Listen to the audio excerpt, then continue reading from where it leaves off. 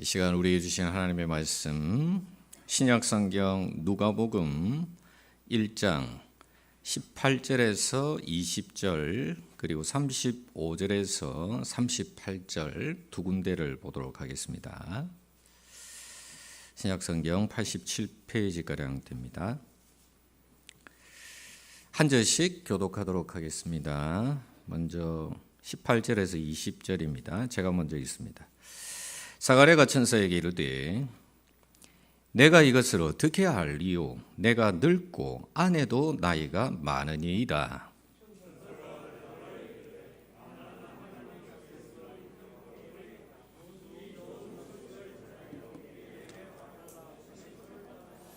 보라, 이 일이 되는 날까지 내가 말 못하는 자가 되어 능히 말을 못하리니 이는 네가 내 말을 믿지 아니함이거니와 때가 이르면 내 말이 이루어지리라 하더라. 1장 35절입니다. 1장 35절. 네.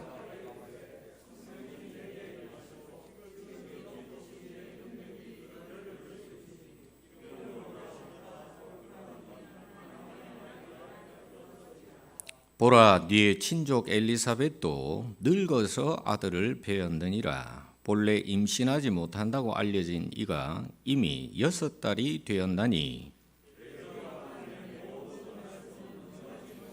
같이 읽습니다. 마리아가 이르되 주의 여종이오니 말씀대로 내게 이루어지이다 하매 천사가 떠나가니라. 아멘. 누가복음 1장에는 두 개의 수태고지가 나옵니다. 하나는 요한의 수태고지이고 또 하나는 예수님의 수태고지입니다. 자, 누구와 누구의 수태고지라고요? 요한과 예수님. 근데 수태고지가 뭐야? 수태고지가 뭐죠? 자, 화면 주세요. 수태고지라고 하는 것은 아직 임신하지 않은 여인에게 이제 곧 당신이 임신을 하게 될 것이다 라고 알려주는 것을 말합니다. 그러니까 요한의 수태고지다 이렇게 이야기를 하면 그것은 요한의 어머니가 되는 엘리사벳이 임신하게 될 것이라고 알려주는 것이고, 예수님의 수태고지는 예수님의 육신의 어머니인 마리아가 임신하게 될 것이라고 알려주는 것입니다. 자, 그러면 이런 수태고지는 주로 어떤 여성에게 하겠습니까? 젊고 건강해서 언제라도 임신이 가능한 여성이겠습니까? 아니면 아무리 노력을 해도 임신이 안 되거나 혹은 이미 나이가 많아 임신하기 어려운 여성이겠습니까? 그렇죠. 언제라도 임신이 가능한 그런 젊고 건강한 여성에게는 사실 이 수태고지라고 하는 것이 뭐 큰 의미가 없는 것이죠. 그러나 불임 여성에게 있어서 이 수태고지는 엄청난 의미가 있습니다.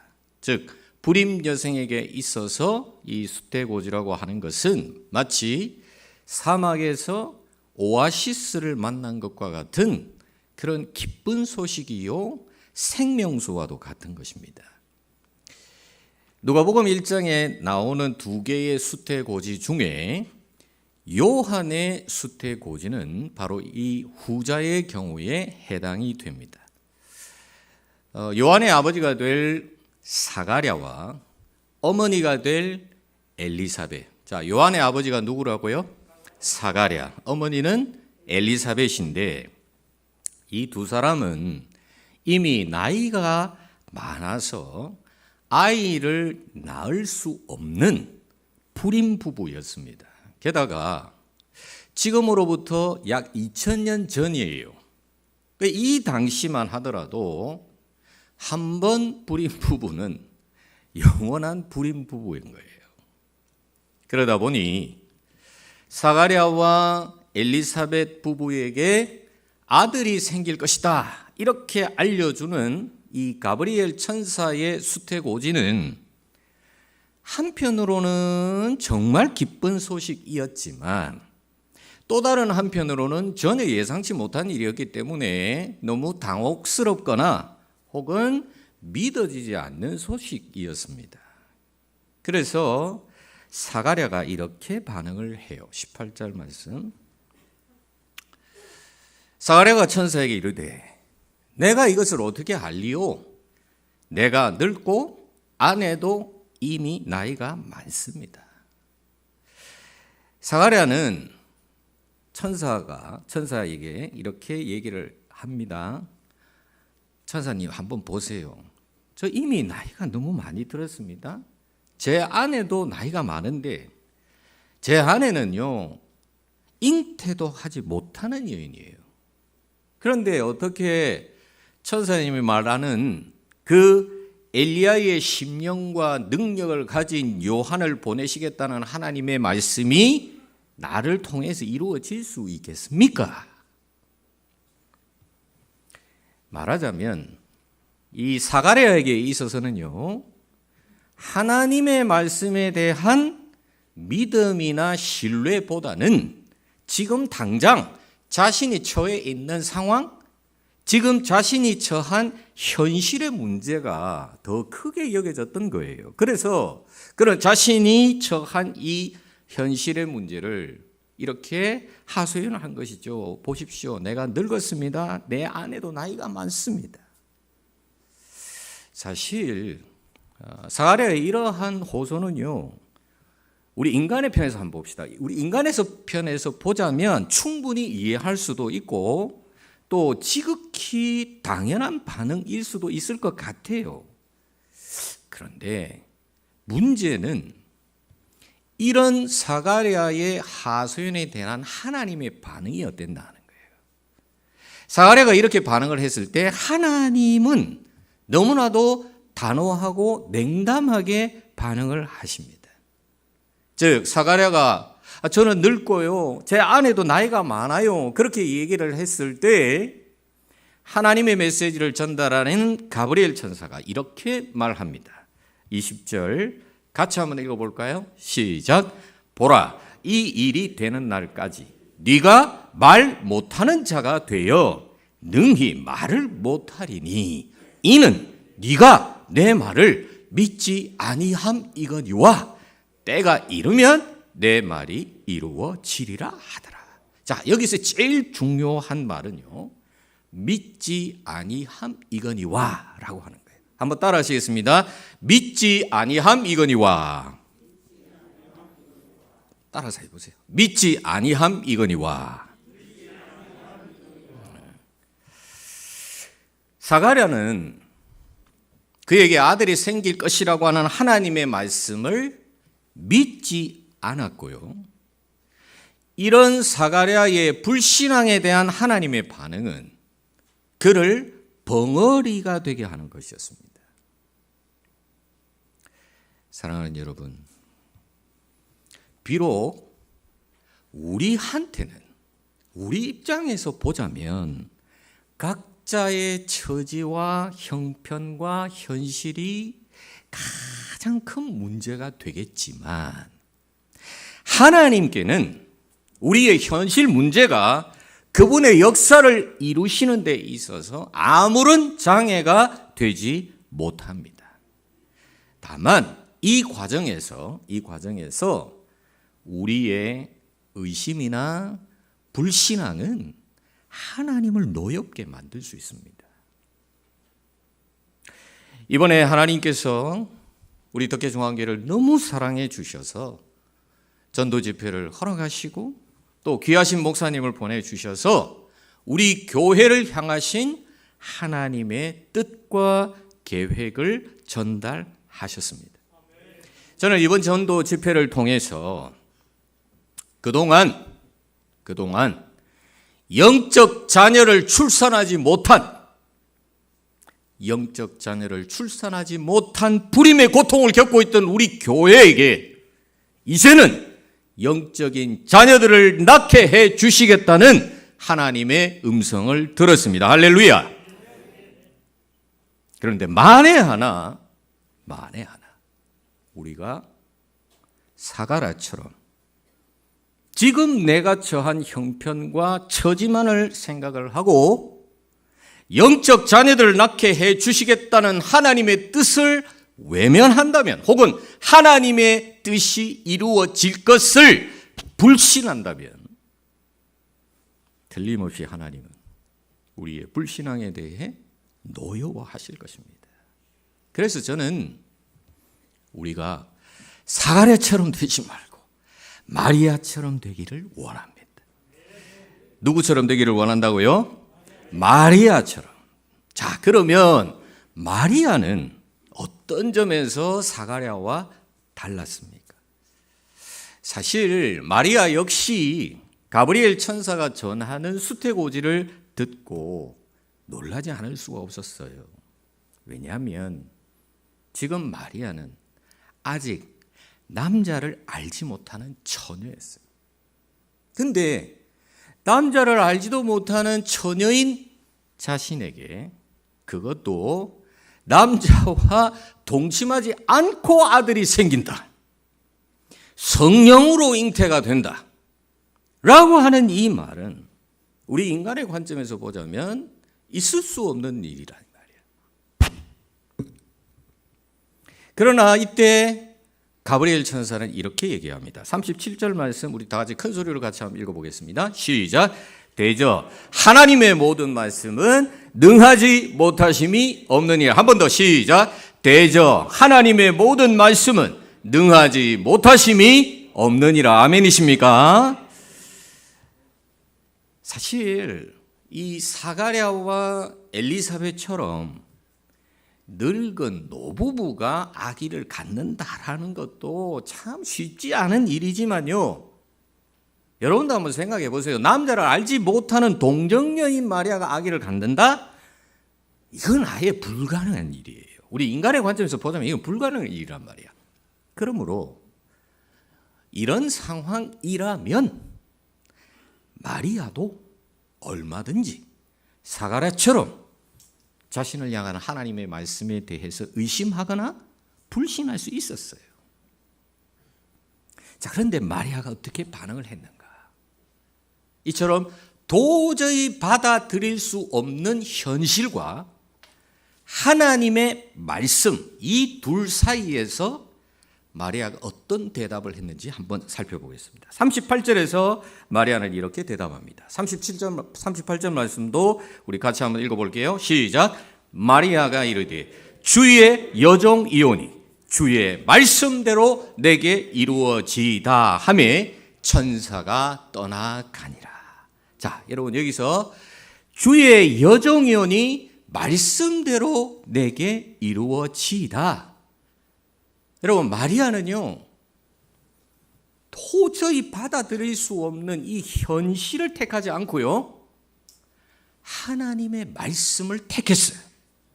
그리고는 자신의 모든 것을 하나님께 다 내어드리면서 순종하는 아름다운 믿음의 모습을 보여주었습니다. 저는 바로 이 대목이 조금 전에 말씀드렸던 이 사가랴의 이야기와 마리아의 이야기 사이에 가장 결정적인 차이점이라고 생각을 합니다. 앞서 요한의 수태고지에 대해서 사가랴는 부정적인 반응을 보였어요. 이에 반해서 마리아는 긍정적인 반응을 보였습니다. 저는 우리가 마리아처럼 하나님이 하시는 일에 대해서 항상 긍정적으로 반응하기를 원합니다. 한 번 더 말씀드립니다. 저는 우리가 마리아처럼 하나님이 하시는 일에 대해서는 항상 긍정적으로 반응하기를 원합니다. 저는 이번 전도 집회를 통해서 하나님이 우리 교회에 전도 명령을 내리셨다고 믿습니다. 아멘이십니까? 자, 하나님이 무슨 명령을 내리셨다? 전도의 명령을 내리셨다. 그런데 하나님이 우리 교회에 주신 이 전도 명령에 대해서 어떤 분은 마리아처럼 긍정적으로 받아들이는 반면에 또 어떤 분은 사가랴처럼 부정적으로 받아들여서 사사건건 불만을 드러내고 불평의 말을 합니다. 예를 들어서 오늘부터 설교 마치고 나서 나중에 구역별로 돌아가면서 간증문을 발표를 할 거예요. 이번 전도 집회에 있었던 일을 통해서 나에게 어떤 일이 변화가 있고 어떤 내가 결심을 하고 내가 어떤 은혜를 받았고 어떤 부분에 내가 감동을 받았고 하는 그 내용으로 간증문을 발표를 하게 되는데 왜 하느냐 이유가 있어요. 자, 먼저 한 가지만 더 여러분에게 확인차 묻습니다. 여러분 이번 전도 집회에 은혜 많이 받으셨습니까? 아직 안 받은 분들도 많이 계신 것 같네. 한 번만 더 물어볼게요. 이번 전도 집회에 은혜 많이 받으셨습니까? 여러분도 그렇고요. 저도 은혜 참 많이 받았는데요. 안타깝게도 우리 인간은요 망각의 동물이에요. 그러다 보니까 뭐든지 정말 잘 잊어버려요. 특히 하나님의 말씀에 대한 은혜, 하나님의 말씀에 은혜 받은 것에 대해서는 특히 정말 순식간에 다 잊어버려요. 그래서요 심지어 예배 시간 중에는 말씀을 듣고 안에서 성령의 감동을 받고 은혜를 받아가지고 막 기쁨이 막 넘쳐. 근데 심지어 어떤 경우까지 있느냐? 저 밖에 교회 문 열고 딱 나가는 순간 받은 은혜를 다 놓쳐버리는 그런 경우도 있다는 거예요.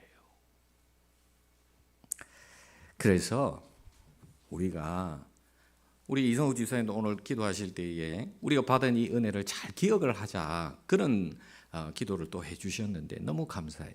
여러분 우리가 받은 은혜를 쏟지 않는 가장 좋은 방법은요. 자 아직 일주일이 다 안 지났어요. 여러분 전도 집회 끝난 지 일주일도 아직 안 지났습니다.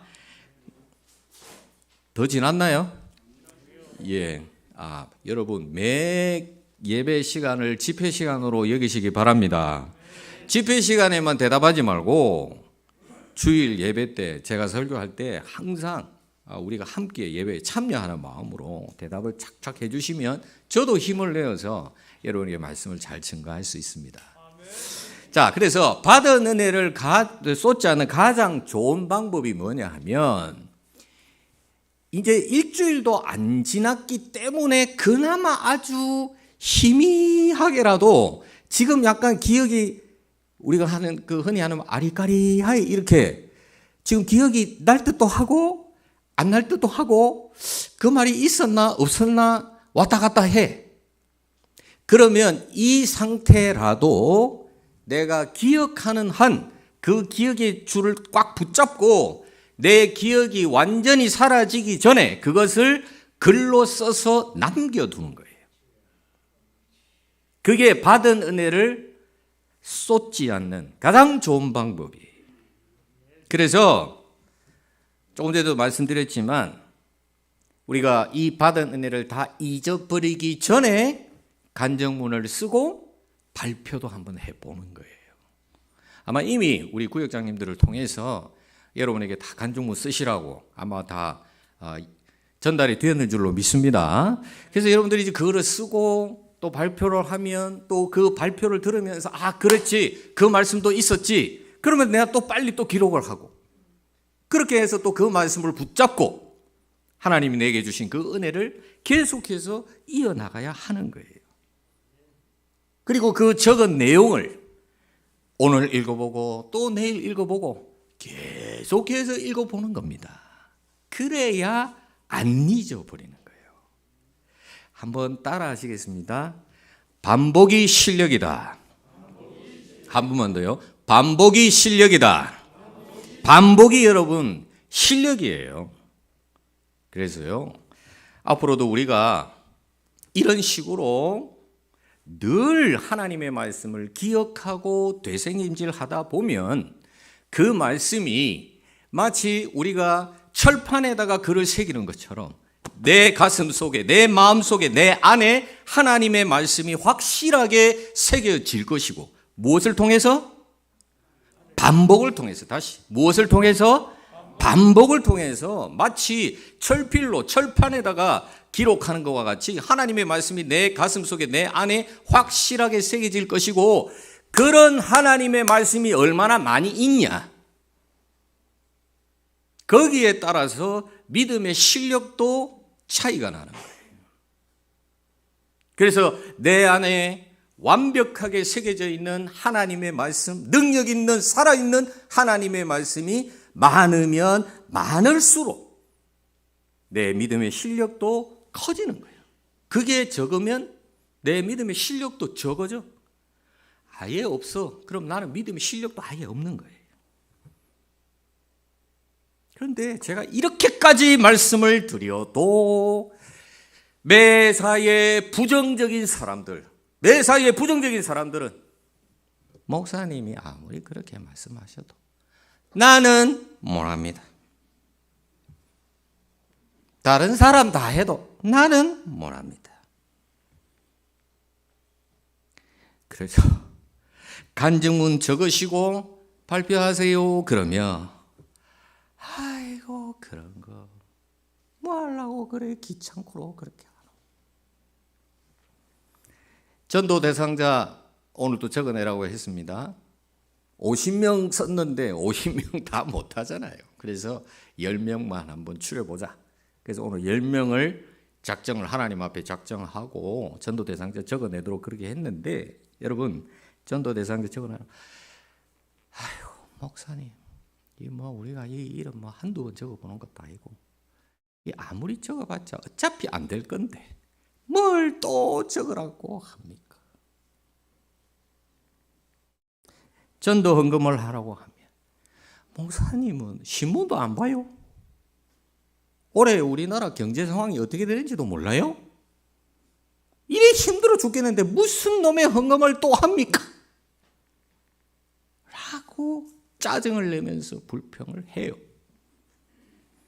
근데 여러분, 바로 이때 우리가 꼭 기억해야 할 게 뭔가 하면, 이런 부정적인 마음은 하나님이 주시는 마음이 아니고 마귀가 주는 거예요. 부정적인 마음은 누가 주는 거다? 큰 소리로, 부정적인 마음은 누가 주는 거다? 마귀가 주는 거예요. 마귀가. 우리는 마귀 자식들이 아니잖아요. 우리는 하나님의 자녀이기 때문에 하나님이 주시는 마음을 가져야지. 부정적인 마음은 마귀가 주는 거예요. 여러분, 마귀는요, 어떻든지 우리가 이제 한번 주님의 일을 한번 해보려고 하면 그 일 하는 거를 귀찮게 여기게 하고 안 하게 만들고 못하게 합니다. 주님의 일을 하면 꼭 짜증나게 합니다. 이번 집회 기간 동안에도 우리 황 목사님이 제일 먼저 약속하자고 한 게 있죠. 삐끼지 말자 했는데, 이 마귀가 주는 마음을 가진 사람들은 어떻게 되냐면 조그만 일만 생겨도 그냥 확 삐껴버려요. 주님을 위해서 헌금하는 일을 아깝다고 생각하게 만듭니다. 그러나 마귀가 우리에게 이런 마음을 주면 줄수록, 아하, 이거는 지금 나에게 마귀가 주는 마음이야, 영적으로 깨닫고 우리는 더 열심히 주의 일을 찾아서까지 해야 합니다. 그래야 형통의 복을 받습니다. 무슨 복을 받는다고요? 형통의 복을 받아요. 여러분, 이번 전도 집회 때 배웠죠? 뭐가 형통이라고 그랬어요? 뭐가 진짜 형통이라고 그랬어요? 그렇습니다. 한번 따라합니다. 하나님이 함께 하시는 것이 형통입니다. 여러분, 잘하든 못하든 내가 주의 일을 하려고 하면요, 하나님이 나와 함께 해 주시고요, 하나님이 나와 함께 해 주신 일은 그 결과가 어떻게 나오든지 그런 거 신경 쓰지 마. 그게 바로 우리에게는 형통이고 복인 줄로 믿으시기를 바랍니다. 여러분, 요셉이 어땠습니까? 요셉은 하나님과 함께 했다고 했어요. 요셉은 하나님이 함께 하셔서 형통했다고 했는데 형통하니까 오히려 강간범에 누명을 쓰고 감옥에 갔어요. 그러나 감옥에 간 그것이 요셉에게는 뭐였다고요? 형통이었다. 형통이었다. 한 번 더. 감옥에 간 게 뭐였다? 형통이었다. 요셉 자신은 몰랐지만은 그 감옥은요, 요셉을 공짜로 애굽 궁전에 수업을 해주는, 공짜로 그 수업을 시켜주시는 하나님의 배려요 선물이었던 거예요. 그런데 우리 인간은 어때요? 우리 인간이 그 좁은 시각으로 바라보면 요셉이 형통했다고 해놓고는 감옥에 가서 그러면 당장 이렇게 이야기를 합니다. 아이고, 요셉 저 지지리도 복 없는 놈 봐라. 어떻게 하는 것마다 안 되노? 그렇게 반응을 해요. 하지만 결과적으로 어떻게 됐어요? 요셉이 그 감옥에 갔기 때문에 애굽의 총리 대신이 될 수 있었습니다. 할렐루야. 그러니 요셉에게는 감옥에 가는 게 복 중에 복이었던 거예요. 제가 이전에 한동안 주보에 이런 문구를 적어 넣었던 적이 있어요. 그 다음 화면 한번 읽어보시겠습니까? 시작. 기억나세요? 기억이 안 나요? 몇 년을 갖다가 제가 주보에다가 이 문구를 갖다가 제가 적어놨었는데 한 번 더 읽어봅시다. 시작. 인정하십니까? 여러분, 왜 그럴까요? 왜 전도자에게 기도 응답이 집중되겠습니까? 한번 따라합니다. 전도는 하나님의 일입니다. 자, 전도는 하나님의 일이에요. 하나님의 일이니까 당연히 누가 함께 해 주시겠어요? 하나님이 함께 해 주시는 거지. 내 일 하는 거는 그냥 내 혼자 해야지. 하나님의 일은 하나님이 나와 함께 해 주십니다. 그래서요, 여러분, 전도자에게는요, 하나님이 그를 방해하는 모든 것을 다 제거시켜 버리시고, 아멘이십니까? 전도자에게는 그가 전도하는데 필요한 게 부족하면 그 부족한 것을 다 채워 주십니다. 그래서 모든 기도 응답은 전도자에게 집중되는 거예요. 전도자의 기도 응답이 제일 빠르고 잘 돼. 그래서 여러분이 뭔가 기도 제목이 있고 내가 꼭 이 기도 제목이 이루어졌으면 좋겠다 그러면 뭐해? 내가 어떤 사람이 되어야 된다? 전도자가 되어야 되는 거예요. 전도자가. 전도 하나님의 일이에요. 하나님의 일에 하나님이 함께 하시는 당연하고, 하나님이 함께 하시는데 내 기도를 하나님이 안 들어주시겠어요? 제일 먼저 들어줍니다. 제일 잘 들어줍니다. 여러분, 이것이 우리가 복받는 원리예요. 내 일을 먼저 하는 것이 아니라 하나님의 일을 먼저 하는 것. 내 것 먼저 쓰고 하나님께 드리는 것이 아니라 하나님께 먼저 드리고 내 것 쓰는 것. 이게 바로 이 세상 사람들은 모르는, 오직 우리 성도들만이 알고 있는 복받는 메커니즘입니다. 할렐루야. 그래서 이 시간 엄숙하게 제가 한 가지 선언을 하고자 합니다. 우리 덕계중앙교회가 설립이 된 지 올해로 만 38년이 되는 해입니다. 올해가. 지금까지도 하나님의 은혜로 우리 교회가 무탈하게 오늘까지 이르렀고, 사실 이것만 하더라도 우리에게는 큰 복입니다. 그러나 하나님께서 지난해 연말부터 우리 교회에 부흥의 꿈을 주셨고, 이것은 우리의 꿈이 아니라 하나님의 꿈입니다. 부흥에는 양적인 부흥도 있고 영적인 부흥도 있는데, 그동안 우리 교회가 오랜 시간 동안 기도를 해왔던 것이, 우리 교회 앞에 저 들판이 아파트 단지로 바뀌게 해주세요. 이거는요, 마치 뭐와 똑같았느냐 하면 산이 바다로 옮겨주게 해달라는 거하고 똑같은 기도요. 우리가 무슨 도시계획을 알고 있어요? 저 허벌판이 무슨 아파트 단지가 들어올 자리입니까? 그런데 하나님이 우리 기도를 들어주셨습니다. 이것은 하나님의 뜻이기도 하다는 거예요. 그 하나님의 뜻이 뭐냐? 너희 앞에 이 3,000세대를 줄 테니까 너희들이 가서, 덕계중앙교회야, 너희들이 가서 저들을 구원해라. 이것이 하나님의 뜻이고 계획인 줄로 믿습니다. 그런데 이 양적 부흥이라고 하는 것은요, 전도 안 하면 절대로 이룰 수가 없어요. 전도는 앞서도 제가 계속 강조했습니다. 전도는 누구의 일이다? 하나님의 일이다. 한 번 더 따라합니다. 전도는 하나님의 일입니다. 작년에 연말에 우리 교회 부흥위원회를 조직을 하고 제일 첫 번째 기획한 것이 이 전도 집회입니다. 그래서 이 전도 집회를 통해서 저는 하나님이 우리의 영을 깨워 주셨고, 그래서 이제는 우리의 두 발로 전도 현장으로 달려가는 일만 남았다고 믿습니다. 그래서 이제 제가 엄숙하게 선포합니다. 화면 주세요. 지금 이 시간부터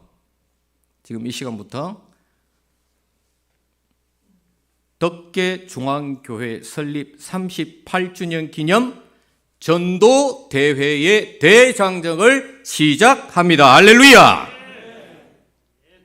이제 오늘부터 각 구역별로 전도 대회를 시작합니다. 물론 쉽지는 않을 것입니다. 그러나 전도는 주님의 일이기 때문에 주님께서 우리와 함께 해 주실 줄로 믿으시기를 바랍니다. 결과는요, 내가 이룰 수 있는 것이 아니에요. 결과는 하나님이 이루십니다. 나는 뭐만 하면 되느냐? 전도의 명령을 하나님이 하셨으니까 그 명령에 순종해서 전도의 현장으로 달려나가는 거예요. 그것만 하면 돼. 그러면 하나님이 나와 함께 하시는 형통의 복을 누릴 수 있습니다. 바라옵기는 사가랴처럼 주님이 하시는 일에 부정적인 사람, 불신앙적인 사람이 되지 말고 마리아처럼 주님이 하시는 일에 긍정적인 사람, 믿음의 사람, 신앙의 사람이 되어서 하나님이 나와 함께 하시는 형통의 복도 누리고 우리 교회를 향하신 하나님의 꿈과 계획도 함께 이루어나가는 복된 저와 여러분이 되실 수 있기를 주님의 이름으로 축복합니다. 이제 다 같이 좋으신 하나님, 이 시간에도 주님의 귀한 음성 들려주시니 감사합니다. 이번 전도 집회를 통해서 우리 교회에 전도의 명령을 주셨는데 사가랴처럼 내 형편, 내 현실을 먼저 따지지 말고 마리아처럼 하나님의 말씀을 먼저 택하고, 비록 내 현실은 비관적이더라도 항상 긍정적인 태도로 말씀에 순종하는 저희들 되게 해 주시옵소서. 무엇보다 내 것 먼저 하지 않고 주님께 먼저 드리는 마음과 순종의 행위를 할 수 있게 해 주시고, 마리아처럼 내 모든 것을 다 드려 주님의 꿈과 계획을 이루는데 귀한 쓰임을 받는 참으로 복된 우리 덕계중앙교회 모든 성도들 다 되게 해 주시옵소서. 예수님의 이름으로 기도합니다. 아멘.